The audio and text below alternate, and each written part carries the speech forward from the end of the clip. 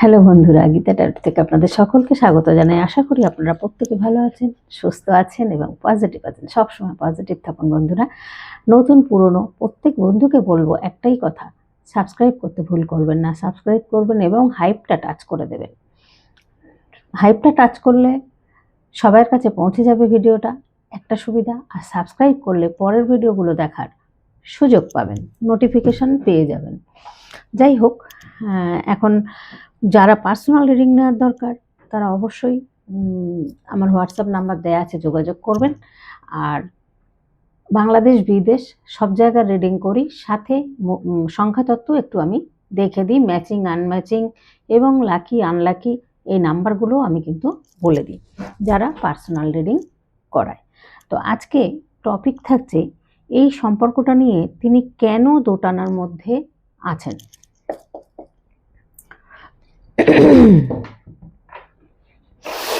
দেখি,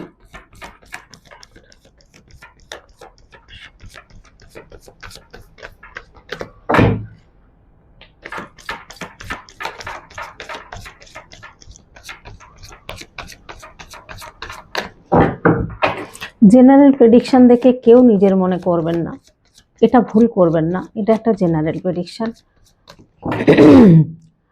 কারণ personal reading সেটা কিন্তু সম্পূর্ণ আপনারটাই হবে। আর এখানে কিন্তু সবাইকে নিয়ে একটা রিডিং করা হয়।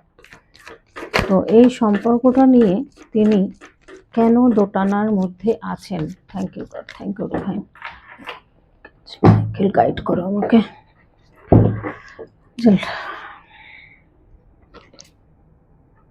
আচ্ছা, তিনি হতে পারে একটা সময় দুদিকটা ব্যালেন্স করতে চেয়েছিলেন, তার জন্য আপনাদের সম্পর্কটা আজকে নোকর ডাকে চলে গেছে। কারণ দেখুন, তার একটা জাগলিং করা বা ব্যালেন্স করা অভ্যাস আছে। সম্পর্ক দুদিক তিন দিক থাকবে, তিনি ব্যালেন্স করে চলবেন। আপনাকেও সময় দেবেন, কোনো সময় একদিন, তারপরের দিন আরেকজনকে সময় দেবেন। এরকম ধরনের এই মানুষটার মধ্যে রয়েছে। দেখুন, থার্ড পার্টি কিন্তু ইনভলভ, তবুও কিন্তু আপনার কথা মাথার মধ্যে তার চলছে। কেন চলছে আসছি সে জায়গায়। তবুও তার মনের দিকে কিন্তু কেউ নেই। কারণ কি, এই যে থার্ড পার্টি ফোর্থ পার্টি নিয়ে যারা বেড়ান, তাদের কি কোনো মনের মানুষ পাওয়া যায় না। তো এই মানুষটা আজকে দুঃখী। কেন দুঃখী? নিজের দোষে দুঃখী। তিনি যদি আপনাকে চিনতে পারতেন, আপনাকে বুঝতে পারতেন, দেখুন কার্ড কিন্তু সাপেল করলাম আপনাদের সামনে, আপনি কে সেটা যদি একটুও মনের মধ্যে জায়গা দিতেন তখন সেই মুহূর্তে, তাহলে আপনি হয়তো সরে যেতেন না। কিন্তু সেই সময় আপনাকে পুরোপুরি ইগনোর করা হয়েছে, অবহেলা করা হয়েছে। আপনি সেটা বুঝতে পেরে নিজে সরে গেছেন, কারণ আপনি প্রতিশোধ পরায়ণ নয়। আপনার মন মানসিকতা অন্যরকম। অন্য মানুষদের তুলনা আপনি নয়, আপনি ব্যতিক্রম। কারণ আপনি এই মানুষটাকে মন থেকে ভালোবেসেছিলেন, আপনি তার কোনো সময় খারাপ চাননি। কিন্তু আপনাকে যখনই জীবন থেকে সরিয়ে দিয়েছেন, তার অনেক খারাপ কিছু হয়েছে, ঘটনা ঘটেছে। সেটা যেটাই ঘটুক, সেটা তিনি ভালো করে জানেন। এবং এখন কষ্ট পাচ্ছেন কেন? এখন আর সেই জায়গাটা নেই। এখন দেখছেন আপনি আর তাকে বিশ্বাস করতে পারছেন না, ভরসা করতে পারছেন না। কারণ তিনি যে নিজের দোষ সেটা বুঝতে পারছেন। তিনি মনে করছেন যে একে বুঝিয়ে কোনো লাভ নেই, এ বোঝালেও বুঝবে না, আমাকে আর সেই বিশ্বাস করতে পারবে না। এটা তিনি বুঝে গেছেন। তার এখন ভীষণ মন মেজাজ খারাপ, মনের অবস্থা খুব খারাপ। কাজকর্ম করতে হবে যেটুকু সেটুকুই করছেন। দেখছেন তো অবস্থা, বসে আছেন কিভাবে, হাত পা গুটিয়ে। কিছু করার নেই, কারণ এখন চাইছেন নিউ বিগিনিং, নতুন করে কারোর সাথে রিলেশন আবার নতুন করে শুরু করতে। হতে পারে হয়তো কাউকে ভালো লেগেছে, বা মন থেকে আপনাকেই চাইছেন। বুঝতে পেরেছেন কোনো একটা কানেকশন তো আপনার সাথে আছেই, কারণ তিনি ভুলতে পারছেন না। কেন ভুলতে পারছেন না এটা নিয়ে তিনি চিন্তা ভাবনা করেছেন। হতে পারে তিনি মেডিটেশন করেন, হতে পারেন তিনি ইউনিভার্সের খুব কাছের মানুষ, এটাও হতে পারেন যে ইউনিভার্সকে প্রচণ্ড বিশ্বাস করেন, ভালোবাসেন। কোনো সাইন হয়তো দেখিয়েছেন। সবাই তো আর ট্যারোট দেখে না। তো তাই জন্য দেখুন, আপনি ট্যারোট দেখছেন, আপনি বুঝতে পারছেন যে আপনাদের সম্পর্কটা একটা পাস্ট লাইফ থেকে হতে পারে, যে এসছে যে একটা টুইন ফিল্ম সম্পর্ক বা হায়ার একটা সোলমেট সম্পর্ক। এখানে তখন যদি তিনি বুঝতেন, তিনি যদি আপনাকে একটুও সেই জায়গাটায় যদি আপনাকেও ঠিক আপনি যতটা দিয়েছেন তার কিঞ্চিতও দিতেন, তাহলে হয়তো এই সম্পর্কটা আর এতটা খারাপ হয়ে যেত না। কারণ দেখুন, এখন আপনি তো ঘুরে গেছেন। আপনি আর তাকে ভরসা করতে পারছেন না। আপনি তাকে আর বিশ্বাসের জায়গায় আপনি নেই যে তাকে কিভাবে বিশ্বাসটা করবেন। কারণ এই মানুষটা যতই যদি এসে বলেনও, বটম অফ দ্য ডেকে দেখুন অবস্থা তার কতটা মন খারাপ, কতটা পরিস্থিতি খারাপের মধ্যে তিনি রয়েছেন, এবং থার্ড পার্টির সাথে হতে পারে কেস চলছে। এখানে কোর্ট কেসের নিয়ে একটা আলোচনা, এরকম ধরনের কিছু কিন্তু দেখা যাচ্ছে। হার্ট ব্রেকও হয়েছে থার্ড পার্টির সাথে। পরপর কার্ডগুলো দেখুন, আমি কিন্তু সাপিল করলাম। তো যাই হোক, এখানে এই মানুষটা এখন চিন্তা ভাবনা করছেন, দোটানার মধ্যে রয়েছেন, কি করবেন বুঝতে পারছেন না।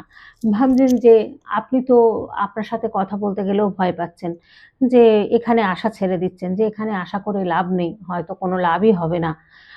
কারণ আপনি আর হয়তো ঘুরে সেই ভালোবাসা আর তাকে দিতে পারবেন না।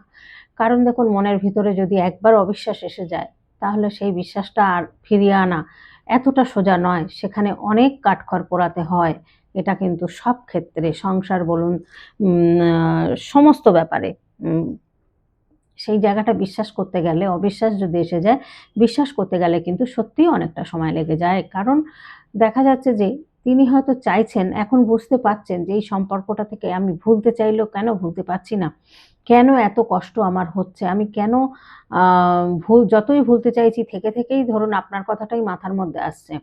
আপনার ভালোবাসা, আপনার কেয়ারিং, আপনার সাথে সময় কাটানো, সেগুলো তিনি ভুলতে পারছেন না। কষ্ট পাচ্ছেন, ভুল করেছেন, বুঝতে পারছেন যে আমি ভুল করেছি।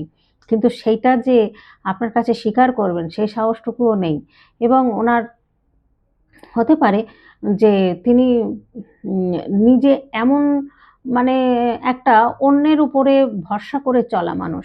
নিজের পায়ে দাঁড়িয়ে নিজের শক্ত হাতে একটা দায়িত্ব নেওয়া, সেই জিনিসটা তিনি ভীতু। সেই জায়গাটা তিনি পারেন না। যার কারণে আপনাকে সেই জায়গাটা দিতে পারছেন না।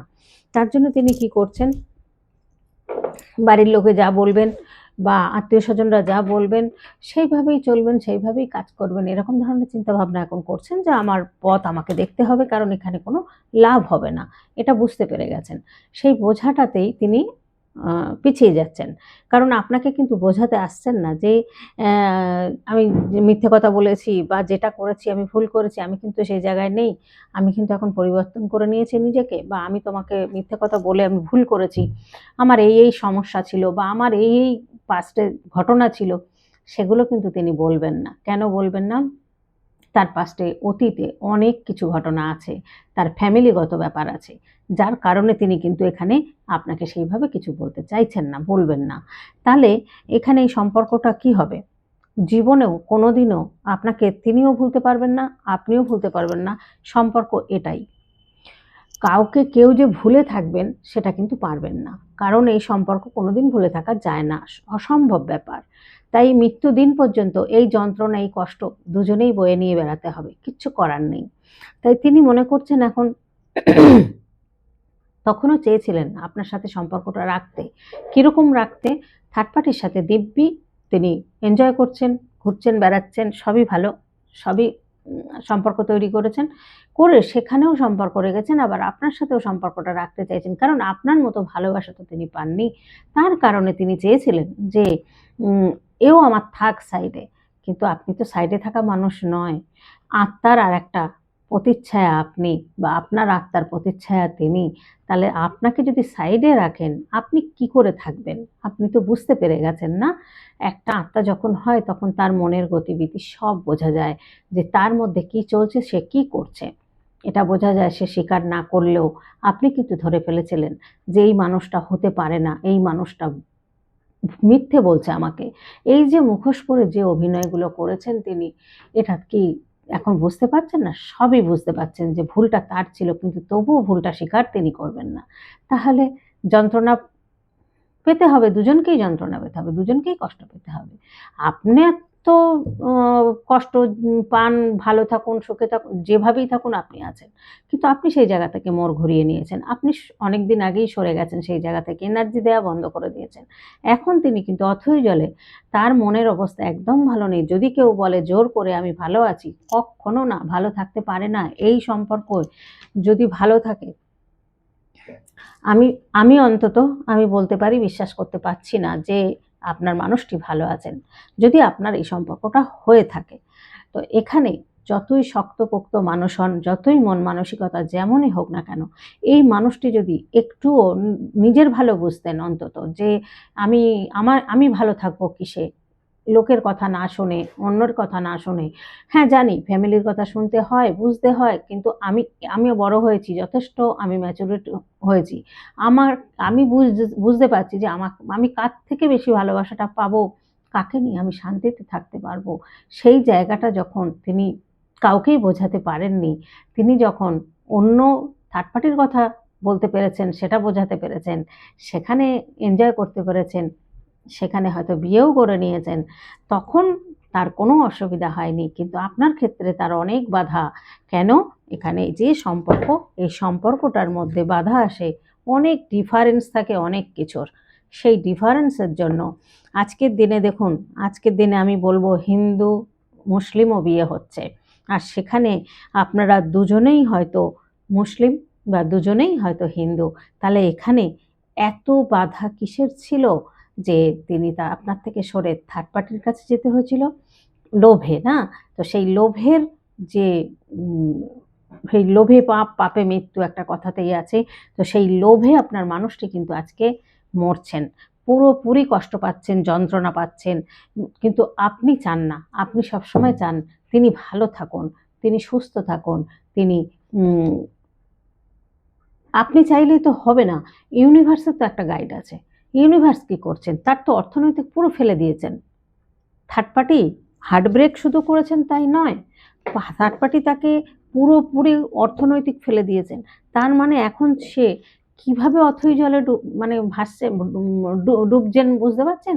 যে কিভাবে তিনি সাঁতরে এখন পারে উঠবেন বুঝতে পারছেন না, উঠতে পারছেন না। কারণ যা ছিল সব শেষ করে দিয়েছেন থার্ড পার্টির পিছনে। শেষ করে এখন হার্ট ব্রেক হয়েছে, এখন কান্নাকাটি, কষ্ট, কোর্ট কেস এই সমস্ত চলছে। তার মানে তিনি বুঝতে পারছেন যে সেখানে কতটা গাড়িয়ে গেছিল, কতটা আপনার থেকে সরে গিয়ে কতটা সেখানে এনজয় করেছিলেন। আর আজকে এখন আপনাকে মাঝে মধ্যে এসে কি করছেন, আপনাকে হয়তো একটা হাই হ্যালো করছেন, বা চাইছেন এখন আপনি তার হয়ে যান, বা আপনি আগের মতো তাকে ভালোবাসা দিন। সেটা কি আপনি পারবেন? সেটা কি আপনি অন্যায় করছেন? আপনি কখনোই বন্ধুরা অন্যায় করছেন না। যে বন্ধুর সাথে মিলবে সেই বন্ধুই বুঝতে পারবেন আপনি কখনোই অন্যায় করছেন না। কারণ আপনি তাকে সমস্তটা দিয়েছিলেন, সমস্তটা দিয়ে ভালোবেসেছিলেন তাকে।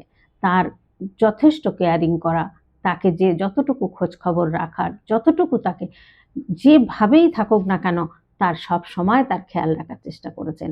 কিন্তু তিনি কিন্তু কোনো সময় আপনার খেয়াল রাখার চেষ্টা করেননি। তার যখন সময় হয়েছে তখন আপনার সঙ্গে ফোন করেছেন বা কথা বলেছেন বা দেখা করেছেন। কিন্তু কিন্তু তিনি নিজের প্রয়োজনে, তিনি কিন্তু আপনার প্রয়োজনে আপনার বন্ধু হয়নি, আপনার সাথী হয়নি, আপনার ভালোবাসার মানুষটি হয়ে উঠতে পারেননি। তিনি হয়েছিলেন থার্ড পার্টির মনের মানুষটি হয়ে উঠতে। সে যেখানে গেছিলেন সেখানে সুখে থাকতে পারলেন না কেন? আজ কেন কষ্ট পাচ্ছেন? আজ কেন তড়পাচ্ছেন? আজকে কেন হার্ট ব্রেক হলো? আজ কেন অর্থের ক্ষতি হলো? আজকে বলতে পারবেন? আজকে এই মানুষটির জন্য আপনি কতটা করেছিলেন? কি করেছিলেন? আপনি তার জন্য নিজের জীবনটাও দিতে রাজি ছিলেন। আপনি এতটা ভালোবাসা দিয়েছিলেন, আপনি সব ত্যাগ করতে চেয়েছিলেন তার জন্য। কতটা ভালোবাসলে একটা মানুষ সব ত্যাগ করে চলে যেতে পারে, হ্যাঁ? কিন্তু তিনি সেটা বোঝেননি। সেই মুহূর্তে তিনি ছিলেন উন্মাদ। হুম? তখন কোনো দিকের কথা ভাবেননি, কারোর কথা ভাবেননি।